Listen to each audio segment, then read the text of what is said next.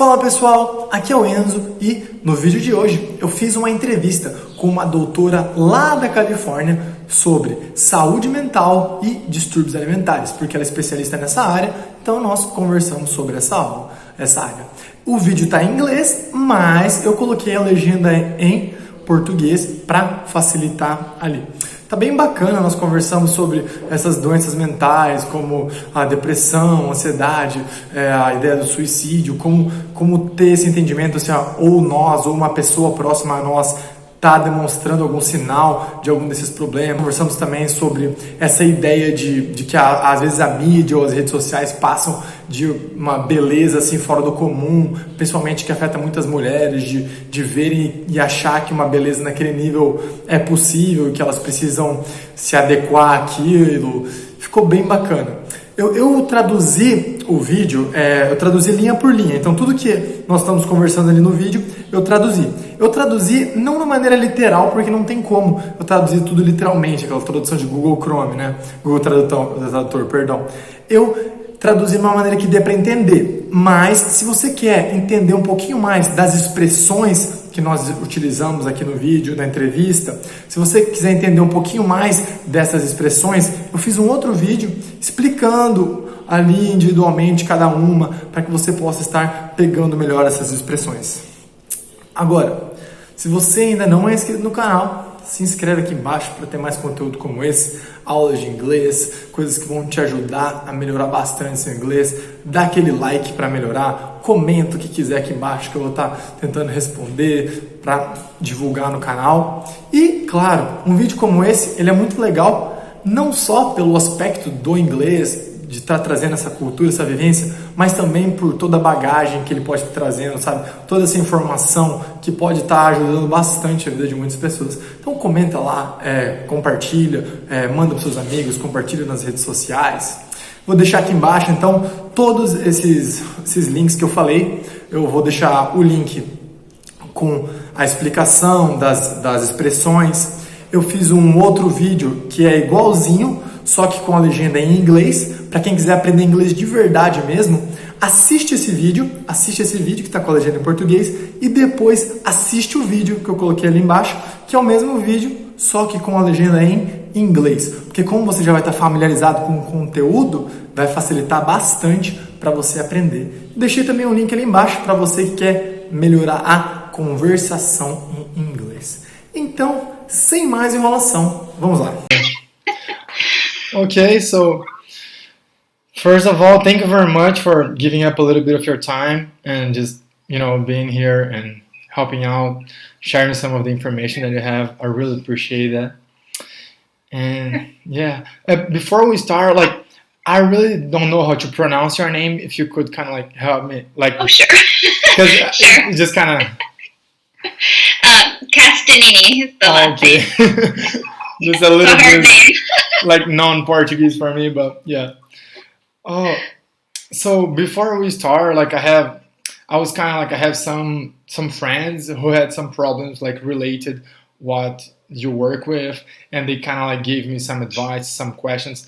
But I really want to know your story. I was kind of scrolling down your Instagram, and I saw that you have already passed through a lot of things, and then kind of how you got that experience, and then studying more and just combine all that for sharing out to other people. If you could just share a little bit about you, and then also what you do, why do you decide to do what you do, and all that.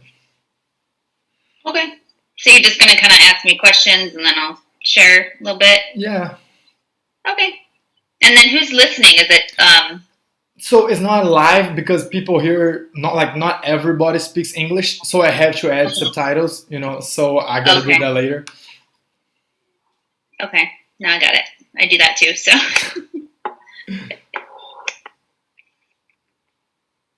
Yeah, so if you could share a little bit of you, your Oh, story. you want? Okay, I didn't know if you were ready to start. So yeah. Yeah. Oh, okay. Yeah. So when I was in junior high, around 11, the body starts changing a little bit. As girls, and I kind of just felt a little self-conscious, and I wasn't really ready for that. So I started to want to change a little bit. And for me, it just started to get a little bit more out of control, and I started really controlling what I was eating. And, the older I got and I started feeling more self-conscious, it got to the point where now I was over-exercising and really controlling what I was eating. And I just thought at the time I was just dieting and being healthy. And I didn't really realize that how out of control I was getting with things. Because I just thought everybody was on a diet. I was reading magazines and looking at things and just thought, yeah, I'm normal, I'm fine. And, as time went on and I started to have different things happen, I started to feel really sick. I started to pass out. I started to have all these different kinds of things happen in my life. And I started to notice, like, people would ask me to go do things. And no, I have to go to the gym, or no, I couldn't go because they weren't going to have the kind of food I wanted. Or, like, my whole life started to become about, like, what I was eating or how much I was exercising. Or I didn't even realize over time, like, how much it became my entire life. And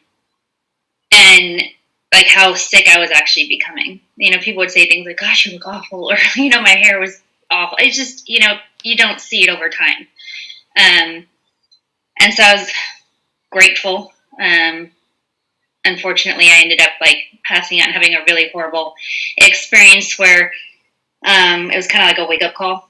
And I was in and out of treatment. I thought it was because it wasn't really for my eating disorder. It was more like, I was just sad, or I was depressed, or I was having life problems. But, therapists would say to me, well, why don't we talk about your eating? And then they'd want me to start, like, eating and doing things, and I didn't trust them. So I'd flip in and out of treatment. And it took me a really long time to finally get help and want help. And when I finally did, I was grateful. But the whole time, too, I was also on this path. I really knew from a young age I wanted to be in the helping profession. Mm-hmm. But I didn't really think I was ever going to treat eating disorders. That really wasn't on my mind. But after I got licensed to be a psychologist, I just thought I was going to treat, depression, anxiety, something. And I was really aware that people had this joke with therapists, like, oh, you go into therapy because you want to, like, heal yourself, right? So I really wasn't thinking I'd ever go into treat eating disorders because I had one. But I had this experience once where somebody came in for their first session, and she was talking, and she didn't put down she had an eating disorder, but the more she was talking about things with food and all this other stuff and, like, the gym, and I started going, my gosh, she sounds like how I used to be, And I just said, I bet she's got an eating disorder. So I started to ask her these questions, and I said, can I ask you, like, I just started to ask her things, and she's like, my gosh, it's like you're in my head. And we just kind of got each other, and it was just this moment where she just, like, started crying. It was like this knowing where she didn't have to say anything else. And it was like, I wish I would have had a therapist like me when I went through treatment who just kind of got me. Because I never had that, and I think that's why I went through treatment in and out for so long and never really got help early on. It never really stuck. And so it was just this knowing with her. It's like, she just kind of relaxed, and I was like, I don't have to explain anything, you get it. And so at that point I sat with myself and said, am I far enough out from my eating disorder where I'm not going to bring my stuff into the room and I can actually do help with people? And so it was really from that point on I decided, nope, I want to specialize in this. I want to help people because I'd been there. So here I am today. It's been a long time, and I'm specializing in helping people. So that's awesome. Yeah, it reminded me, like, I remember one day I went to, like, counseling, and then I was also kind of, like, really worried about food, but, like, I wasn't, like, fat, I was, like, almost like I am right now. And then, like, and she said, like, why don't you just bring your lunch for our next session? And I was like, yeah, like, maybe I could do that. because we think we are so much worse than we actually are, you know. And I feel like women, they even have this bigger pressure, you know, because of society. They just put like women with these awesome bodies, and even like Brazilian women. Every time I go to the U.S., because I study in the U.S., they're like, yo, Brazilian, like they just portray this image of perfect beauty, you know, and then like it just messes everyone's up, you know, because women, they can't be that way. Like even the women who are on the pictures, they are not that way. And then that brings a lot. Like I have, before I contact you by Instagram, I saw like an Instagram story from a friend, and then she just told you like how a nutritionist just kind of like changed her life, you know, just because she was like not eating at all, and then she was just like going through like many of the similar things you just said. And that's why I want to like a professional to talk a little bit about it. But one thing I noticed was like I had like depression, anxiety, like suicidal thoughts when I was younger, and the same way with like eating disorders, you do not know, right? Like you can't tell like, oh yeah, I am depressed. Like sometimes you do not know. You just feel like, yo, I'm weak, or like I should be doing this, I should be working more, I should be more available for stuff. Or even when you're anxious, like you just do not know unless you have someone that tells you. You know, like how do you think are some ways that we can recognize in ourselves, is either being like anxiety, depression, an eating disorder, these things that we cannot see like first person, you know, like sometimes we have friends that tells us, like how are some ways that we can kind of like have a glimpse of that? Yeah, I think it's like you said, it's so hard. And even for myself, it was so hard. It just seems like, you know, your day to day, you're going about things.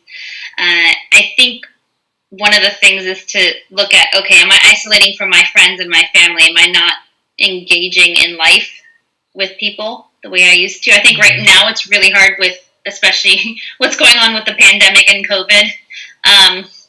That's probably one of the harder things to look at, but maybe not even reaching out. So people are calling you and you're not calling them back, whereas you used to. That's probably number one. So just the isolating part. That's a lot with depression, a lot with eating disorders. They become things where you just kind of isolate and go into yourself.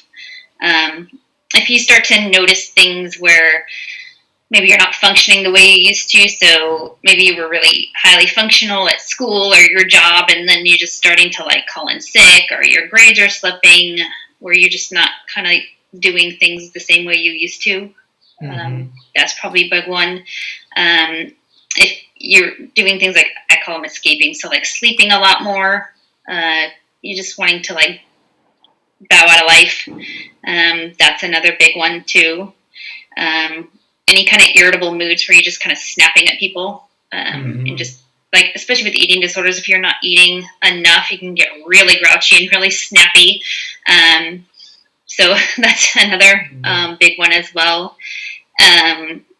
Sometimes with eating disorders too, if the grouchiness can go with, you know, if people don't work out enough, or they don't get to the gym, they can get really in a bad mood, because they just, I don't know if you had an eating disorder, if you found like there was any behaviors you couldn't engage in, like working out, or you couldn't get like your specific meals in, or you couldn't get like to the point where you could weigh yourself, or different things where you felt like, I have to do this today, and then you get really grouchy and irritable with other people or yourself.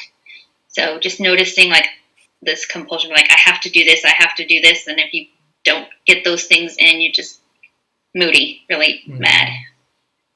That's awesome. Like I remember I used to be an RA at college, and then we would have like a training where they would teach us like how to recognize people who either wanted to kill themselves or to kill other people. And then like this is one of the things I want to ask you, like how do we recognize in like our friends, for example, like how we recognize like in our friends if they had some of these problems, and like what should we do? Like should we talk with them? Like should we say like try to understand their situations, or should we just like send them to a professional? Should we do both? Should we try to just like hang out? You know, this is like dudes always say like, oh, you're stressed, let's go and hang out, let's just play video games or whatever, you know, like what's the procedure? Well, you know, it's hard. So like when you're talking about suicide, for instance, sometimes there's no signs or symptoms. And I think that's the hardest part, is oftentimes I'll hear from people like, wow, I didn't see it coming, or it doesn't make any sense. They can't point to something, because a lot of times people hold things in. And so for anybody out there who's maybe had a person in their life who has unfortunately committed suicide, there can be like this feeling of like, oh, I missed something, but oftentimes there's nothing to miss. That's the unfortunate part. Sometimes what people will do is they'll start giving things away. Here, things that are really prized possessions of theirs that they have, they'll give away. So that could be maybe one thing. But again, like I said, maybe it's more of like isolating, or just a huge shift in their functioning. So like I said, somebody who maybe got straight A's, all of a sudden they're like failing, or they're just not going to class. I mean, there's just like a drastic shift or change in the way they used to function. Mm. And what about right now? Because I was kind of researching about it, and throughout this pandemic process, I think this was in Brazil, but I think depression kind of like doubled, and anxiety increased like 80%. Mm-hmm. But we do not have much to do, we do not have the same freedom we used to have. Like, what can we do now? Like, should we do not obey the government? I'm playing. But she was like, my life is more important. No, I'm just playing. But what should we do? Because it's kind of hard, like a FaceTime call is not the same as an in-person call. Right. You cannot do the same activities you used to be. And your job, you may really have lost your job because of the government problems, and economy is bad, like it's bringing a ton of pressure, Well, so the more out of control we feel, the more we're prone to depression. And so right now, if you think about what's going on, there's a lot of uncertainty. We don't know when the pandemic's going to be over. We don't, like, for example, if somebody lost their job, that's a lot of financial instability and kind of worries, like, oh my gosh, am I going to be financially stable? Then there's the fear of, oh my gosh, am I going to get this illness? If I go out and do something, that's scary. Is people in my life going to get it? I mean, it's just a lot of uncertainty. And so it's like, if you think about it, it's like, what am I in control of? I can't go out and socialize. I can't travel. I can't do all these things I want to do. It's like, what are you actually in control of? And so when people start to think about that, that brings up a lot of anxiety as well, mm-hmm. right? And safety and secure. We need to feel safe and secure. And when you don't, right, so you're anxious, and then you're thinking, I'm not in control of this and this and this and this and this, and that breeds depression. And so you're right, there's heightened levels of depression and anxiety going on right now. And the longer this is going on, it's just getting worse. And so that's why there's all this increase in depression and anxiety right now. And right now, what do you think are some good coping mechanisms for those people who are struggling the most with this? So I think it is just kind of sitting back and saying, okay, so all these, instead of focusing on, okay, what's not in my control? Because I think people can do that. Okay, I can't travel. I can't go socialize with all my friends. I can't go to the bars. I can't, it can be really easy to just ruminate on all those things. Focusing more on, okay, what actually is in my control. So that is maybe just more of a mind shift, and saying, okay, yeah, you can focus all day long on all these things you can't do and feel really trapped. But there's nothing you can do. It's almost like this thing we call radical acceptance. It's like, you have to accept this is the way it is, but what actually is in your control? There are some things you can do. So you can be safe about it, right? You can wear a mask, and you can go out and be 6 feet apart from people out in the open air. You can socialize, right? You can go to a park and see somebody in person. Just be safe about it, right? You can do that. You're not just restricted to Zoom calls. So, there's some things you can't control, but if you, like I said, if you just focus on that, that's going to be a problem. Mm-hmm. But that's so easy to do. Yeah. And what role does the gratitude plays part in it? Not only in this specific, but overall, because there's not much to look. So if you can kind of try to see the half full glass of water, does it kind of helps, or not really, or is it only an illusion? No, I think gratitude, whether it's a pandemic or not, I think I personally think it's great to start the day with writing down 3 things you're grateful for, because that can set the agenda for the day or your mindset for the day, and just kind of reminding yourself of those things. And so reminding yourself, look, you don't have COVID right now, right? Or, who is in your life that you can be grateful for? Or if you do have a job, okay, I'm grateful I have a job. Maybe it's not what you're wanting. Maybe you really did like going into the office, but you still have one. Or, hey, you know what, I have more time with my family. Or I don't have a commute right now, I'm not so stressed out. Or maybe you have more time to do other things. Or try to find something where it's like, okay, I can be grateful for this right now. Mm-hmm. And I think that does really help. There are things you can be grateful for. And it's not saying like, oh, I'm discounting all these other things that aren't great, but it is a mind shift. Nice. I was also studying a little bit of like how social media has impacted. And it seemed like, I don't know if it's because the world overall changed or because social media actually had a direct impact, but like even on mental health, it seems that the degrees got pretty worse. Like I do not know if it's because people start to compare their lives with others or because they start to focus too much on technology. Do you have some understanding more in depth about that? So are you, like, from what you saw, was it more negatives? Yeah, like Like depression. messages? Yeah, like depression, anxiety. They had kind of like increased it with social media, which is kind of a little bit odd because at a certain point, like people can talk with each other more frequently. Well, I think what happens with social media is, when, like, for Facebook, for instance, right? If somebody's looking on Facebook and they're comparing themselves to somebody else's life, and people on Facebook, what do they post? They post like their shiny pictures, their shiny moments, right? Like the great pictures. Yeah. And now too, with all these, like, I'm very well aware of all these like apps where you can filter yourself and look perfect, right? So like imagine you're like a young girl and you're on Facebook, or I don't know, whatever. You're on social media and all you see is your friends or other people filtered images, right? And they look perfect, right? So you're looking at this going, oh my God, everyone looks perfect. Everyone looks amazing. Everyone looks Like great. I suck. Person after person after person after person.